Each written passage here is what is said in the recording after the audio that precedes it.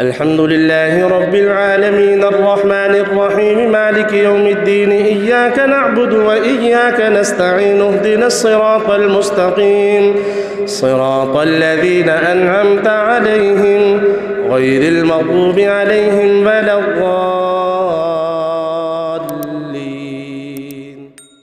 هل أتى على الإنسان حين من الدهر لم يكن شيئا مذكورا إنا خلقنا الإنسان من نطفة أمشاج نبتليه فجعلناه سميعا بصيرا إنا هديناه السبيل إما شاكرا وإما كفورا إنا أعتدنا للكافرين سلاسل وأغلالا وسعيرا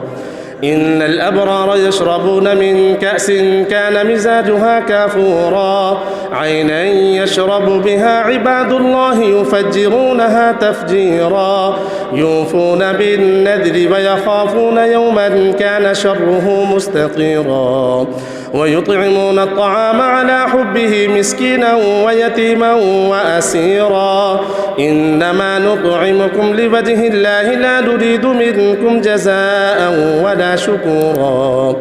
إنا نخاف من ربنا يوما عبوسا قمطريرا فوقاهم الله شر ذلك اليوم ولقاهم نضرة وسرورا وجزاهم بما صبروا جنة وحريرا متكئين فيها على الأرائك لا يرون فيها شمسا ولا زمهريرا ودانية عليهم ظلالها وذللت قطوفها تذليلا ويطاف عليهم بآنية من فضة وأكواب كانت قوارير من فضة قدروها تقديرا ويسقون فيها كأسا كان مزاجها زنجبيلا عينا فيها تسمى سلسبيلا ويطوف عليهم بلدان مخلدون إذا رأيتهم حسبتهم لؤلؤا منثورا وإذا رأيت ثم رأيت نعيما وملكا كبيرا عاليهم ثياب سندس خضر